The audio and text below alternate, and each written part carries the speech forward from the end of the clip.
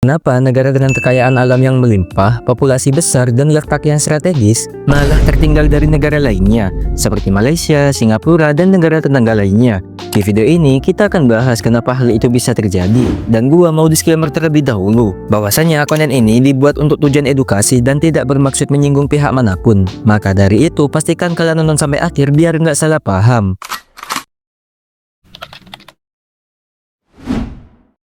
Berdasarkan sumber dari Transparency International, Indonesia masuk dalam peringkat rendah di indeks persepsi korupsi. Buat kalian yang nggak paham maksud dari indeks itu apa, indeks secara umum adalah angka yang digunakan untuk mewakili kondisi atau ukuran tertentu, biasanya dalam bentuk skala agar lebih mudah dipahami dan dibandingkan. Dalam konteks indeks persepsi korupsi atau IPK, indeks adalah ukuran tingkat korupsi suatu negara. Kalau skalanya 100, artinya sangat bersih. Tapi, kalau skalanya 0, artinya sangat korup. Contoh sederhananya, indeks itu ibarat nilai rapot negara soal korupsi. Kalau skornya tinggi, artinya negara itu dianggap bersih dari korupsi. Kalau skornya rendah, ya banyak korupsinya. Sedangkan Indonesia mempunyai skor rendah sekitar 34 dari 100, refleksi korupsi yang masih cukup parah di sektor publik, bahkan dibanding negara tetangga seperti Malaysia atau Singapura. Uang yang harusnya untuk pembangunan malah dikorup.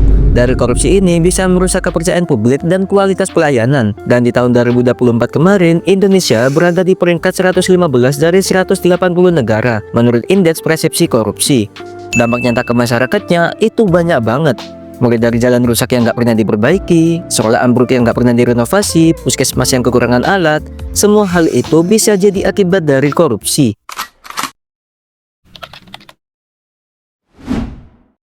Pendidikan yang tidak merata biasanya terletak antara kota dan desa. Sekolah di kota besar cenderung punya fasilitas yang lengkap, seperti halnya laboratorium, akses internet, guru berkualitas, dan buku-buku terbaru. Sementara di banyak daerah pelosok, masih ada sekolah yang kekurangan guru. Gedungnya rusak, bahkan murid harus berjalan kaki berjam-jam hanya untuk sampai ke sekolah. Ini menciptakan jurang kualitas pendidikan yang sangat besar. Selain itu, kurikulumnya pun sering berubah-ubah sesuai kepentingan penguasa. Alih-alih fokus membantu generasi yang kritis dan kreatif, pendidikan di Indonesia masih banyak menekankan pada hafalan dan ujian. Akibatnya, banyak lulusan yang nggak siap terjun ke dunia kerja. Bahkan soft skill seperti komunikasi atau kepemimpinan jarang diajarkan secara serius. Pendidikan seharusnya jadi jalan untuk mobilitas sosial dan pembangunan karakter. Tapi, kalau sistemnya saja timpang dan gak relevan, gimana generasinya bisa bersaing secara global?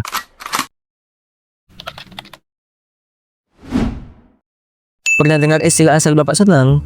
Ini bukan cuma pepatah lama, tapi masih jadi realita di banyak tempat kerja, dari kantor pemerintahan sampai perusahaan swasta.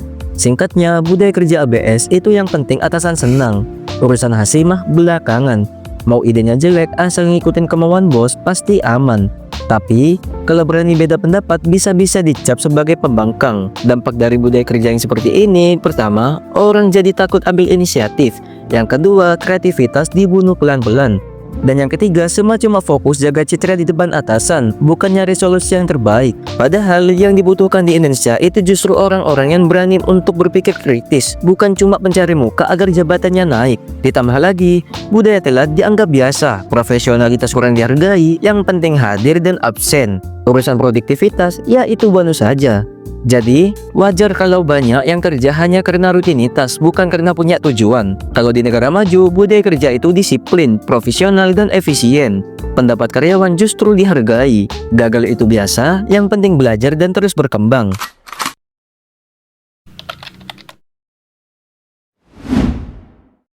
Nah, buat kalian yang nggak paham birokrasi itu apa? Birokrasi adalah sistem atau cara pengelolaan pemerintahan dan organisasi yang dilakukan secara resmi, terstruktur, dan mengikuti aturan tertentu.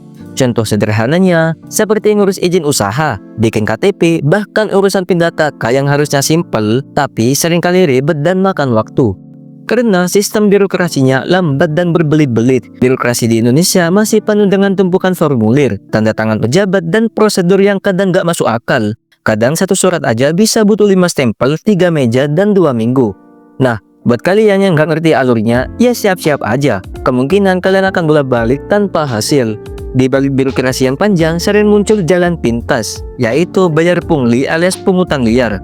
Jadi bukan cuma lambat, tapi juga membuka celah untuk korupsi kecil-kecilan. Dan dampak yang pertama yaitu orang jadi malas untuk mengurus surat resmi. Yang kedua, pengusaha kecil jadi susah berkembang karena izinnya sangat ribet. Dan yang ketiga, layanan publik jadi tempat frustasi bukan solusi. Di negara lain, banyak urusan bisa beres hanya dari rumah. Caranya juga simple, bisa lewat internet, aplikasi, atau satu pintu layanan aja. Sementara di sini, urusan yang simple aja bisa ribet. Harus isi formulir, fotokopi berkas, terus bolak-balik tanda tangan. Sebenarnya sistem sudah mulai diperbaiki.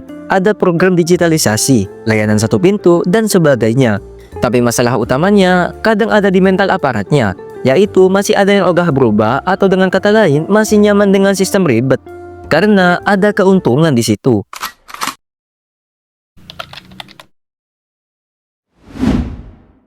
Salah satu alasan kenapa Indonesia susah maju adalah karena kurangnya pemimpin yang benar-benar visioner. Pemimpin visioner itu yang mikir jauh ke depannya, bukan cuma 5 tahun masa jabatan, tapi 5 tahun arah bangsa. Banyak pemimpin fokusnya hanya di jangka pendek doang, biar kelihatan kerja di periode jabatan mereka aja. Banyak program yang dibikin hanya untuk pencitraan. Begitu ganti pemimpin, program yang sebelumnya langsung dihentikan. Gak ada kesinambungan dan akhirnya negara kayak jalan di tempat. Ganti pejabat sama dengan ganti rencana.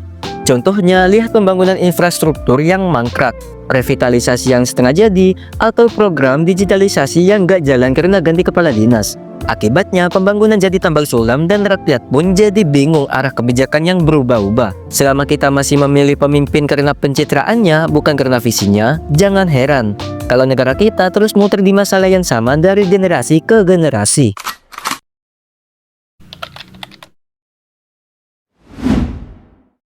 Alasan terakhir yang sering gak disadari yaitu budaya nyaman dalam ketertinggalan. Maksudnya gimana? Kita sering banget terbiasa dengan hal yang salah, lalu menganggapnya kalau hal itu ya normal-normal aja. Jalan rusak, ya udah emang gitu. Layanan lambat, ya wajar lah. Korupsi, ya semua juga gitu. Lama-lama masyarakat jadi kebal sama ketidakberesan, bahkan lebih memilih untuk diam daripada ribet cari solusi. Dan yang lebih parah lagi yaitu, kadang kalau ada orang yang mencoba beda atau ada yang pengen memperbaiki, justru dianggap sok pintar, atau bahkan dicap cari muka.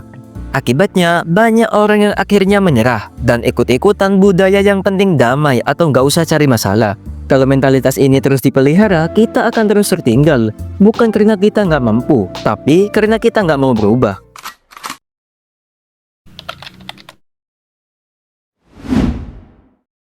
Jadi, kenapa Indonesia susah maju? Bukan karena kita kekurangan sumber daya, tapi karena terlalu banyak hambatan internal yang belum terselesaikan. Dari korupsi yang merajalela, pendidikan yang timpang, budaya kerja yang toksik, birokrasi yang lambat, pemimpin tanpa visi, sampai mental masyarakat yang terlalu nyaman dengan kondisi yang salah.